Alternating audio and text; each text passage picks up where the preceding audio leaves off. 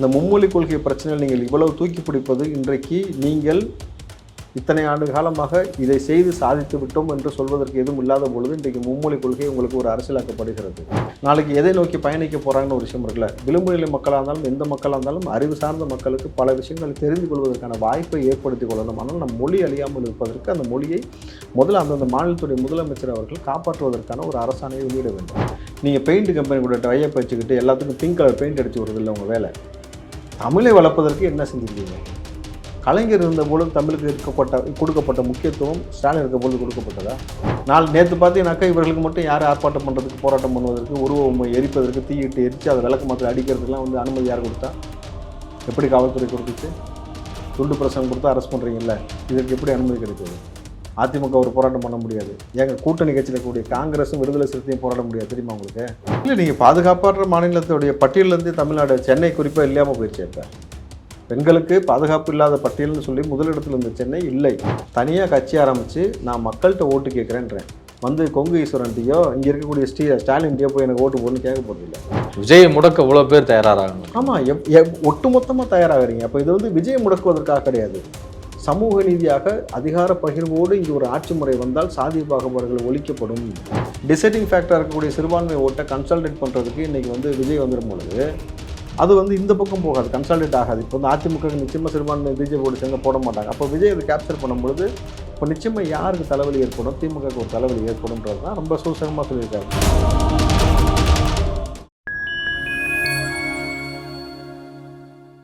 Fine time voice நேயர்களுக்கு வணக்கம். நான் உங்கள் சங்கீத் முகன். நம்ம சிறப்பு நிகழ்ச்சியில் நம்மோடு இணைந்திருக்கிறார் காங்கிரஸின் ராவுத்தர் இப்ராஹிம் அவர்கள். வணக்கம். வணக்கம். மத்திய அமைச்சர் தர்மேந்திர பிரதான் அவர்கள் பார்லிமெண்ட்ல பேசும்போது பிஎம்ஸ்டி திட்டத்தில் கையெழுத்து போட தயாரானீங்க, அப்புறம் ஏன் யூட்டர்ன் அடிச்சிங்க அப்படின்னு சொல்லிட்டு கடுமையாக பேசியிருந்தார். அது மட்டும் இல்லாமல் தமிழக எம்பிக்கள் எல்லோருமே நாகரிகமற்றவர்கள் அப்படிங்கிற வார்த்தையை குறிப்பிட்டதன் காரணமாக நாடாளுமன்றத்தில் கடும் அமளியெல்லாம் ஏற்பட்டது. அவருடைய உருவம் மேலாம் திமுக மற்றும் கூட்டணி கட்சியினர் தமிழ்நாடு முழுக்க ஆங்காங்கே இருந்த சம்பவங்களையும் நம்ம பார்த்தோம். தர்மேந்திர பிரதான் ஃபர்ஸ்ட் இப்படி சொல்லிட்டு அப்புறமேல வருத்தமும் தெரிவிச்சிருக்கிறாரு. இந்த சம்பவத்தை எப்படி புரிஞ்சுக்கணும்னு நினைக்கிறீங்க? முதல்ல இதற்காக கலந்து கொண்ட பள்ளிக்கல்வித்துறையும் சரி இதுவும் சரி நாங்கள் அந்த திட்டத்தை ஏற்றுக்கொள்கிறோம் என்று சொன்னார்கள்னு சொல்லிட்டு அதற்கான அரசாணையிலேருந்து கொடுத்த அந்த லெட்டர்லாம் கூட இப்போ வெளியிட்டிருக்காங்க நம்மளுக்கு. இப்போது நீங்கள் முதல்ல எதற்காக இப்படி ஒரு கபட நாடகம் ஆடுறீங்க சார்? நான் என்ன சொல்கிறேன், திரும்பவும் இந்த மும்மொழி கொள்கை பிரச்சனையில் நீங்கள் இவ்வளவு தூக்கி பிடிப்பது இன்றைக்கு நீங்கள் இத்தனை ஆண்டு காலமாக இதை செய்து சாதித்து விட்டோம் என்று சொல்வதற்கு எதுவும் இல்லாத பொழுது இன்றைக்கு மும்மொழி கொள்கை உங்களுக்கு ஒரு அரசியலாக்கப்படுகிறது. தமிழை மேண்டரியாக 12 வரைக்கும் கொண்டு வாங்கன்றேன். அதை கொண்டு வந்துட்டாலும் நீங்கள் எம்மொழி வந்தாலும் பிரச்சனை இல்லை இல்லையா? இன்றைக்கு உள்ளபடி கார்ப்பரேட் இன்றைக்கி இருக்கக்கூடிய அரசாங்க பள்ளிகளை தவிர்த்து வேறு எந்த பள்ளிகளில் தமிழ் மேண்டரியாக இருக்குன்னு நினைக்கிறீங்க? இல்லை. அப்போ அரசாங்க பள்ளிகளோட நிலைமைகள் எவ்வளோ மோசமாக போயிட்டுருக்கு, எவ்வளோ ப்ரைவேட் செக்டர்ஸ் வளர்ந்துருச்சுன்னும் பொழுது அப்போ ரொம்ப விளிம்பு நிலை மக்கள் மட்டுமே தமிழை பயிற்சிக்கிறாங்க அப்படின்னும் பொழுது அந்த மக்கள் நாளைக்கு எதை நோக்கி பயணிக்க போகிறாங்கன்னு ஒரு விஷயம் இருக்குல்ல. விளிம்பு நிலை மக்களாக இருந்தாலும் எந்த மக்களாக இருந்தாலும் அறிவு சார்ந்த மக்களுக்கு பல விஷயங்களை தெரிந்து கொள்வதற்கான வாய்ப்பை ஏற்படுத்தி கொள்ளணும். ஆனால் நம் மொழி அழியாமல் இருப்பதற்கு அந்த மொழியை முதல்ல அந்தந்த மாநிலத்துடைய முதலமைச்சர் அவர்கள் காப்பாற்றுவதற்கான ஒரு அரசாணையை வெளியிட வேண்டும். நீங்கள் இதையும் செய்ய மாட்டீங்க, இதுக்கும் ஒரு விஷயத்தை ஜால்ரா போகிறீங்க. நாளைக்கு பார்த்தீங்கன்னாக்கா அவ்வளோ கடுமையாக அமளிதமொழி இருக்குது. நீங்கள் வெளியில் 2 பேரும் சிரித்து கைக்குலுக்கி பேசிக்கிட்டு அவர்கள் வெக்கப்பட்ட புகைப்படம் வெளியில் வந்துகிட்டு இருக்கு. தமிழத்து சங்கப்பாண்டியனும் கனிமொழி அவர்கள்லாம் அந்த புகைப்படம்லாம் எப்படி அவங்க பேசிக்கிட்டாங்கன்ற உள்ளே பகை வெளியே உறவா? ஆமாம், அப்படி தான் வந்திருக்கு. அதே தம்போடு தான் வெளியில் வந்துச்சு. உள்ளே பகை வெளியே உறவுன்னு சொல்லிட்டு அவர்கள் எப்படி இணங்கி பேசிக்கொண்டு ரகசியம் அப்படி இருக்கிறதுலாம் அதில் அவர்களோட நெளிந்து குலைந்து இருக்கக்கூடிய அந்த காட்சியெல்லாம் போடுறபோது நமக்கு பார்க்கும்போது எப்படி இருக்குன்னு சொல்லுங்கள். அப்போ யாரை ஏமாற்றுவதற்கு இது இல்லை, சித்தாந்த ரீதியாக ஓட அடித்து விரட்டுறோம் பார்த்தீங்களா அப்படின்னு சொல்லிட்டுலாம் திமுகவினர் எழுதிட்டு வராங்க சார். அவங்க அப்படி தான் சார் எழுதுவானுங்க.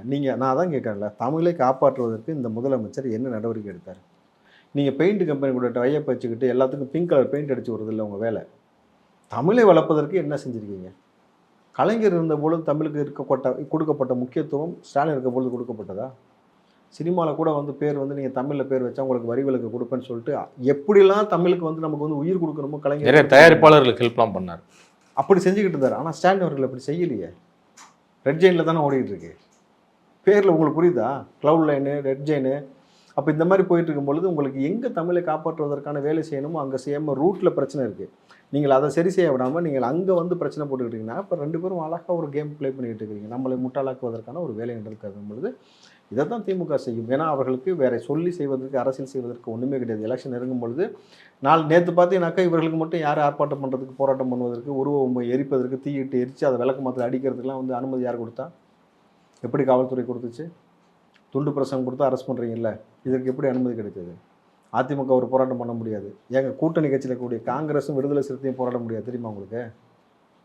ஆனால் உங்களுக்கு நீங்கள் நினச்சாக்கா என்ன வேணால் பண்ண முடியும் பொழுது இந்த அரசியலை புரிஞ்சுக்கணும். எது பேராபத்துன்ட்டு இங்கே வந்து இதுதான் பேராபத்து நம்ம ஒரு முடிவுக்கே வர முடியாத அளவுக்கு இப்போ எல்லாரும் வந்து ஒன்றா கலந்து ஒரு பேராபத்தை உருவாக்கி கொண்டிருக்காங்க தமிழ் சமூகத்திற்குன்னு பொழுது ரொம்ப கஷ்டமாக இருக்குது.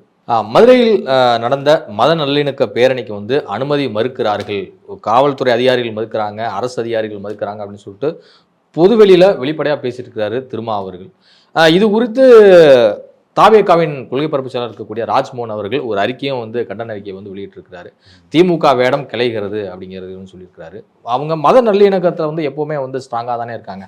மதச்சார்பற்ற ஒரு நிலைப்பாடு தான் எங்கள் கட்சியின் நிலைப்பாடுன்னு ஸ்ட்ராங்காக இருக்காங்கல்ல, ஏன் அப்படி ஒரு விமர்சனம் வைக்கணும்? இல்லை, அந்த மாதிரி ஸ்ட்ராங்காக இருக்காங்க. நம்மளும் நீங்கள் நான் தான் பேசிகிட்டு இருக்கிறோம். அவங்க ஸ்ட்ராங்காக இல்லையே. என்னைக்கு வந்து ஹிந்துத்துவ அரசியல் எடுத்து பிஜேபி செய்ய நினைத்தது தான் அந்த ஆட்சி முறை தான் இங்கே தமிழ்நாட்டில் நடக்குதுன்னு சேகர்பாபு சொல்ல ஆரம்பித்தாரோ, ஸ்டாலின் அவர்களும் ஒரு உதயநிதியும் வேலை எடுத்துக்கொண்டு சுற்ற ஆரம்பிச்சிங்களோ, உங்களுடைய பகுத்தறிவு சித்தாந்தம் என்னத்தை எடுத்துக்கொண்டதோ அதை விட்டுவிட்டு சமகாலத்தில் நடக்கக்கூடிய பிரச்சனைகளை குறித்து நீங்கள் பேசாமல், சார் 2 பேரும் இந்த மகளிர் தினத்துக்கு பேசின பேச்சு நீங்கள் கேட்டீங்கல்ல, பெண்களுக்கு நாங்கள் செய்யக்கூடிய திட்டத்தை பார்த்து ஆண்கள் ஏங்குகிறார்கள், ஆண்கள் எங்களுக்கு கொடுங்கன்னு சொல்கிறாங்க. நிதர்சனமான அது உண்மையா? பெண்களுக்கு அவ்வளோ பாதுகாப்பு இருக்கா? பெண்களுக்கு இதில் இன்னொரு அம்மா வேற உள்ளே போந்து பீகாரில் போய் பாருங்கள், கரெக்டுங்களா? ஒரு அம்மா பேசுது, அது ஒரு ஒரு ஒரு இத்தனைக்கும் ஒரு எம்எல்ஏவுடைய மனைவியார் அவங்க. பீகார்லேயே உத்தரப்பிரதேஷ்லேயும் போய் பாருங்கள், உங்கள் வீட்டு பொண்ணுங்களை கொண்டு போய் விட்டு வருவீங்களா? பாதுகாப்பாக இருக்க முடியுமா? இது என்ன? இது எதை நோக்கி நீங்கள் ஒரு கட்சிக்கு ஒரு கட்சி ரீதியாக நீங்கள் பேசுனீங்கன்னாக்கா, நீங்கள் ஒரு பெண்ணுன்ற விஷயத்த மறந்துட்டோம், இங்கே பெண்களுக்கு எவ்வளவு பிரச்சனை இருக்குன்றதை மறந்துட்டுல பேசுகிறீங்க. அப்போ நீங்கள் இப்படி பொதுவெளியில் பேசுவதன் மூலமாக எதை மறைக்க திட்டமிடுகிறீர்கள்? இந்த ஆட்சியாளர்களுக்கு அந்த வாங்குற 2 சீட்டுக்காக இவ்வளோ பேசணுமா? நீங்கள் அவங்க சொல்கிற பாயிண்ட்னா ஆங்கொன்றும் இங்கொன்றுமாக நடக்கக்கூடிய பிரச்சனைகளை வந்து நம்ம சரி செய்ய வேண்டிய தேவை இருக்குது, அதை நம்ம சரி செய்யணும், மாற்றுக்கிறது இல்லை. ஆனால் அதே சமயம் ஒட்டுமொத்தமாக பெண்களுக்கு வந்து பாதுகாப்பற்ற ஒரு மாநிலமாக தமிழ்நாடு இருக்குங்கிற ஒரு குற்றச்சாட்டை எப்படி ஏற்க முடியும் விஜய் வைப்பது அப்படிங்கிறதானே அவங்களுடைய கருத்தாக இல்லை. நீங்கள் பாதுகாப்பற்ற மாநிலத்துடைய பட்டியலேருந்து தமிழ்நாடு, சென்னை குறிப்பாக இல்லாமல் போயிடுச்சு. இப்போ பெண்களுக்கு பாதுகாப்பு இல்லாத பட்டியல்னு சொல்லி முதலிடத்தில் இருந்த சென்னை இல்லை. தமிழ்நாட்டில் பெண்களுக்கான எந்த ஒரு சொஃபஸ்டிகேட்டான வாழ்க்கை வாழ்வதற்கு வழி இல்லாட்டையும் பாதுகாப்போடு ரொம்ப எளிமையாக வாழக்கூடிய வழி இல்லை இன்றைக்கி. நீங்கள் நல்லா பாருங்களேன், நேற்று ஒரு முதியவருடைய வீடியோ வெளியே வந்துச்சு. அவர் வந்து ஆசிரியராக, அதாவது தலைமை ஆசிரியர்னு சொல்கிறாங்க. காசு கேட்டு அவர் போய் கட்டி பிடிக்கிறாரு. சரி, இதெல்லாம் ஓகே. குழந்தைகள் மீது வந்து உங்களுக்கு இந்த பாலியல் கண்ணோட்டம் எப்போ இருந்து திரும்ப ஆரம்பிச்சு நீங்கள் பார்த்தீங்களா? சின்ன சின்ன குழந்தைகள் மீது பாலியல் கண்ணோட்டம் திரும்பி அத்துமீறக்கூடிய விஷயம் வந்து அதிகாரத்தின் மீது, இங்கே இருக்கக்கூடிய ஆட்சியாளர்கள் மீது பயம் இல்லாத ஒரு காரணத்தினால இவ்வளோ விஷயம் நடக்கும் பொழுது அதை சரி செய்யணுமே தவிர நம்ம ஆதரிக்கக்கூடாது. ஆமாம், பெண்களுக்கு இவ்வளோ பிரச்சனை இருக்குன்னு தைரியமாக சொல்லுங்கள், ஏன் சொல்ல மாட்டீங்க? அப்படின்னா நம்ம முட்டு கொடுத்து ஒரு வாழ்க்கை வாழ வேண்டியது இருக்குன்னு கேட்குறேன். சமூகத்தில் நம்ம சார்ந்த குழந்தைகளுக்கு பாதுகாப்பு போல இதுக்கு கூட குரல் கொடுக்காட்டி நீங்கள் எதுக்கு நாளைக்கு பேசுவீங்க? இதெல்லாம் வந்து என்ன சொல்கிறேன்ல, கார்பரேட் நிறுவனம் எப்படி நம்மளை கபலீகரம் செய்யணும்னு இருக்குது. இப்போ கோகோ பெப்சியை வேணான்னு சொல்லி பேசணும்னு வச்சுங்களேன், எவன் பேசணும்னா அவனை வந்து 10 பேரை சேர்ந்து அடிக்க வைப்பான். அவன் டேரெக்டாக வந்து நம்மளை அடிக்கவே மாட்டான். ஏன்னா அவனுக்கு ஒரு வணிகம் இங்கே செய்யணும். ஏன் அவன் அந்த மாதிரி பண்ணால், அவன் வந்து மருத்துவ மாஃபியாவோட அவன் டைப் வச்சுருப்பான். நல்லா வச்சு பார்த்தீங்கன்னா, இது கோக் குடிக்கிறதுனால உங்களுக்கு என்ன நோய் வருமோன்னு உங்களுக்கு தெரியும். பேசிக்காக வந்து சுகர்லேருந்து எல்லாமே வரும்ன்ற பொழுது அவன் இது மூலமாக சில விஷயங்கள் அங்கே வந்து பேசி வச்சுருப்பான். அப்போ அவன் வந்து மொத்தமாக நம்மளை கபலீகரம் செய்வதற்கு என்ன செய்வானா, அதுபோல் வந்து ஒரு பெண்கள் பிரச்சனை வரும்போது அதை பற்றி நீங்கள் பேசாமல் இங்கே ஆட்சியாளர்களுக்கு நீங்கள் வந்து முட்டு கொடுப்பது என்பது சாபக்கேடு. நமக்கு என்ன சொல்கிறது? எகிரி குதிச்சாலே வந்து முதலமைச்சராக தான் நாற்காலியில் குதிப்பாராம் இப்போ ஒருத்தர் நடிகர் வந்திருக்கிறாரு அரசியலுக்கு அப்படின்னு சொல்லிட்டு கடுமையாக விமர்சிச்சிருக்கிறாரு கொங்கு ஈஸ்வரன் அவர்கள். உங்களுடைய கருத்து என்ன? களத்தில் பெருசாக போய் நிற்காம ஸ்ட்ரெயிட்டாக ஒருத்தர் துணை முதலமைச்சர் ஆகிட்டார்ல, ஆனாரா இல்லையா? அது வரைக்கும் சினிமாவில் தான் அவரும் பயணப்பட்டுக்கிட்டு இருந்தார். ஸ்டாலின் இல்லாமல் இருந்தால் இது சாத்தியப்பட்டிருக்குமா? நிதர்சனமாக பேசுவோம். ஸ்டாலின் ஒரு கட்சி, திமுகன்னு ஒரு கட்சி இல்லாமல் இருந்தால் எடுத்த உடனே சினிமாவில் இவ்வளோ நாள் ஜாலியாக இருந்துகிட்டு இருந்த உடம்பு இருந்தால் டக்குன்னு துணை முதலமைச்சர் ஆவது சாத்தியமா? வாய்ப்பே இல்லை. உங்களுடைய அதிகாரத்தை நீங்கள் இப்படி பயன்படுத்துகிறீர்கள். யாரோ ஒரு ஆரம்பித்த கட்சிக்குள்ளே இத்தனை ஆண்டு காலம் நீங்கள் பயணப்பட்டு வந்திருக்கிறீர்கள். தனியாக கட்சி ஆரம்பித்து நான் மக்கள்கிட்ட ஓட்டு கேட்குறேன்றேன். வந்து கொங்கு ஈஸ்வரன்ட்டியோ இங்கே இருக்கக்கூடிய ஸ்டாலின்ட்டியோ போய் எனக்கு ஓட்டு போடணும்னு கேட்க போகிறதில்ல. இந்த மக்கள்கிட்ட ஓட்டு கேட்குறேன், மக்கள் முடிவு பண்ணட்டும். ஏற்றுக்கொண்டால் அரியணை, ஏற்றுக்கொண்டாவிட்டால் ஓகே, தொடர்ச்சியாக பயணிப்போம், அதற்கு தேவையான விஷயங்களை செய்வோம்னு சொல்லி அவர் பயணிக்க ஆரம்பொழுது எல்லோரும் ஏன் விஜய் விஜய்ன்னு சொல்லிட்டு உட்காந்துருக்கிறீங்க? நீங்கள் என்ன செஞ்சீங்க சார், உங்களுடைய கான்ட்ரிபியூஷன் என்ன தமிழ்நாட்டுக்குன்றது முதல்ல பேசணுமே தவிர, நீங்கள் இங்கே இப்போ நான் விஜய்க்கு ஆதரவு பெருசுன்னா நான் வந்து டிவிக்கு கட்சிக்காரன் கிடையாது. பட் நம்ம ஏன் சொல்ல வேண்டியது இருக்குனாக்கா, ஏன் வந்து ஒருத்தரை வந்து இத்தனை நபர்கள் டார்கெட் பண்ணுறாங்கன்னு நம்ம பார்க்கும் பொழுது அந்த நபர் சரியான நபரா தவறான நபரா நம்ம பார்க்க வேண்டியது இருக்குது. தவறான நபராக வந்து நீங்கள் டார்கெட் பண்ணால் ஓகே. ஒரு சரியான நபராக இப்போ தான் ஒரு கட்சிக்குள்ளே வராரு, கட்சி ஆரம்பிக்கிறாரு, இவ்வளோ பெரிய ஒரு வாழ்க்கை சொஃபஸ்டிகேட்டான வாழ்க்கையை விட்டுட்டு வராரு. எதற்காக? சரி, மக்கள் பிரச்சனை இவ்வளோ கஷ்டப்படுறாங்க, ஏதாவது செய்யலாமேன்னு வரும்பொழுது இப்போ எல்லாரும் சேர்ந்து அடிக்கிறீங்கல்ல, அப்போ அங்கே தான் சிஸ்டமேட்டிக்காக வந்து ஒரு பிரச்சனை ஏற்படுது. அப்போ வந்து விஜய் வந்து வந்துடக்கூடாது, ஒரு சமதளத்தில் பயணிக்கக்கூடிய ஒரு அரசியலை நிகழ்த்தி விடக்கூடாது, அதிகார பகிர்வை கொடுத்து விடக்கூடாது என்பதற்காக இவ்வளோ பேர் போராடும் பொழுது விஜயை முடக்க இவ்வளோ பேர் தயாராகிறாங்க. ஆமாம், ஒட்டுமொத்தமாக தயாராகிறீங்க. அப்போ இது வந்து விஜயை முடக்குவதற்காக கிடையாது, சமூக நீதியாக அதிகார பகிர்வோடு இங்கே ஒரு ஆட்சி முறை வந்தால் சாதிய பாகுபாடுகள் ஒழிக்கப்படும். டாஸ்மார்க்லாம் வந்து எல்லாரும் இந்த ஏரியாவில் வேணான்னு முடிவெடுத்து அங்கங்கே அந்த எம்எல்ஏ முடிவெடுத்து எல்லாத்தையும் க்ளோஸ் பண்ணலான்னு சொல்லிட்டாங்கனாக்கா ஒரு பெரிய மாறுதல் ஏற்படும். இது நிகழ்ந்து விடவே கூடாது. காலங்காலமாக அரசியல் சாதியை வைத்தும் சாராயத்தை வைத்தும் நிகழ்த்தப்பட்டு கொண்டிருக்கிற பொழுது அதுக்குள்ளே பயணப்பற்றக்கூடாதுன்றதுக்காகத்தான் இவர் திட்டமிட்டு எல்லோரையும் செய்யப்படுறாங்க. தவிர வேறு என்ன கொங்கு ஈஸ்வரனுக்கு விஜய்க்கு என்ன பிரச்சனை சொல்லுங்கள் பார்ப்போம். நீங்கள் எதுக்கு வந்தீங்க அரசியலுக்குள்ளே? மக்கள் நல்ல செய்ய தானே, அவருக்கு வராரு, நல்ல செய்ய தானே, செஞ்சுட்டு போங்க 2 பேரும் சேர்ந்து. ஏன் அவரை போட்டு தரான்றீங்க? உட்காந்து பரண்ட வேண்டிய அவசியம் என்ன இருக்குது? அப்போ ஏதோ உங்களுக்கான தேவை கொடுக்கப்பட்டிருக்கு, நீங்கள் இந்த மாதிரி அஜெண்டா பேஸ் செயல்படுறீங்கன்னு அப்பட்ட முதல்வராக சிலர் கட்சி தொடங்கி இருக்காங்க அப்படின்னு சொல்லிட்டு அமைச்சர் கீதா ஜீவனும் ஒரு மறைமுகமாக அடிக்கிறாங்க. கட்சி எதுக்கு சார் தொடங்குவாங்க? ஒரு எம்எல்ஏ வரதுக்கா? கமலஹாசன் வச்சிட்டிங்களா எல்லாத்தையும்? கட்சி ஆரம்பிச்சுட்டு நான் முதல்வராக வருவேன்னு சொல்லிட்டு ஒரு எம்பிக்காக போய் உட்காந்துருக்காரு. அந்த மாதிரி வந்து எல்லாத்தையும் நீங்கள் வந்து அடக்கையெல்லாம் நினைக்கிறீங்க. அது இன்னைக்கு யங்ஸ்டர்ஸ் இருக்கிறானுங்கல்ல, சின்ன சின்ன பசங்க, ஆம்பளை பசங்க ரைட்டு, பொம்பளை பசங்களாம் பச்சை பச்சையாக திட்டுதுங்க. அதை வந்து இத்தனை ரசிகை, அதெல்லாம் வந்து தொண்டர்கள் கிடையாது. விஜயை பற்றி சொல்லும்பொழுது கோவப்படுகிறாங்க. ஏன்னா இவ்வளோ பெரிய விஷயத்துக்காக விட்டுட்டு வந்திருக்கிறேன். நீங்கள் எதுக்கு? அரசியல நாகரிகம் என்பது ரொம்ப முக்கியமாக கடைபிடிக்க வேண்டிய ஒன்று. அரசியலில் தான் ஏன் இது மாதிரியான ஒரு அநாகரிக வார்த்தைகள்லாம் வந்து பயன்படுது? அரசியலில் தான் சார் நாகரிகம். பொதுமக்கள்கிட்ட நாகரிகத்தை எதிர்பார்க்க முடியாது, ரசிகன்ட்டு எதிர்பார்க்க முடியாது. புரியுதுங்களா? அரசியல் மேடைகள்லேயே அநாகரிகமாக பேசுவதற்கு திமுகவில் சிவாஜி கிருஷ்ணமூர்த்தி, சைதை சாதிக்கின்ற போன்றவர்கள்லாம் வளர்த்துட்டு இருக்கும்பொழுது அதைத்தான் நம்ம கேள்வி கேட்கணும். எங்கேயோ இருந்து ஒரு ரசிகை வந்து இந்த வந்து விஜயை பற்றி திட்டும்பொழுது பதிலுக்கு திட்டுறாங்கல்ல, அதான் நம்ம கேள்வியே கேட்க முடியாது. அது அன்பின் மிகுதியில் செய்கிறது. வாங்க கருத்தில் ரீதியாக மோதுங்க, அவ்வளோதான். திமுக மேடையில் வந்து மூத்த பத்திரிகையாளர் ரங்கராஜ் பாண்டே அவர்கள் கலந்து கொண்டு ஒரு விஷயத்த பேசியிருக்கிறாரு. 2026 திமுகவுக்கு அவ்வளோ சுலபமாக இருக்காது அப்படின்னு சொல்லி உங்களுடைய கருத்து?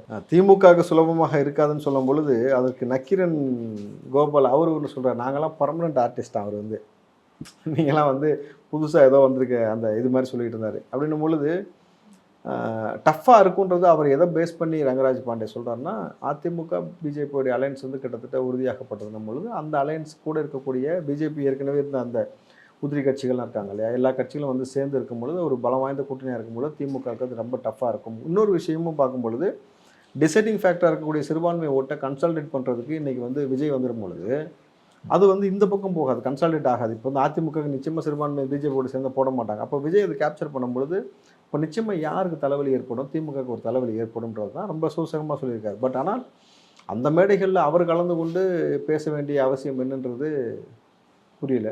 திமுக மேடையில் நீங்கள் போய் பேசுகிறீங்களா அப்படின்னு சொன்னோன்னா குல துரோகி அப்படின்லாம் வந்து விமர்சிக்கிறாங்க. யாரெல்லாம் சொல்கிறார்? ரங்கராஜ் தான் சொல்கிறார். சரி, இதெல்லாம் வந்து பாசிசம் பாயாசம்னு விஜய் சொன்னால் கூட வந்து இங்கே யதார்த்தமாக எல்லோரும் எல்லா மேடைகள்லையும் ஏறலாம், தப்பு கிடையாது. ஆனால் என்ன விஷயத்தை பதிவு பண்ணுறீங்கன்னு முக்கியம். நீங்கள் அங்கே ஏறி திமுகவுக்கு வந்து கமலஹாசன் மாதிரி ஜால்ரா போடாமல் யதார்த்தமாக பேசிட்டு போனீங்கன்னு வச்சிங்களேன், பிரச்சனையே கிடையாது. நீங்கள் ஏறிட்டு இந்த மாடலை போல் ஒரு மாடல் கிடையாது, திராவிட மாடலை போட்டு குளத்தூரில் கமல் பேசினார்ல மாடல்னு, அதுக்கு முன்னாடி ஃபேஷன் டிவியை பார்த்துக்கிட்டு இருந்தாரான்னு தெரியல எந்த மாடலை பற்றி பேசுகிறாருன்ட்டு. ஏன்னா இங்கே சமூகத்தில் எவ்வளோ சிக்கல் இருக்கான்னு அவர் என்ன பேசான்றில்ல. இன்றைக்கு எல்லா கட்சியோட நபர்களோடையும் தொடர்பில் இருக்கலாம், தப்பு கிடையாது. ஆனால் நீங்கள் அவர்களுக்கு விலை போக விடாமல் இருக்கணும். உங்களுடைய சித்தாந்தத்தில் நீங்கள் கரெக்டாக இருந்தீங்கன்னா பிரச்சனையே கிடையாது. இதுவரை உங்கள் பல்வேறு கருத்து உங்களுக்கு நன்றி.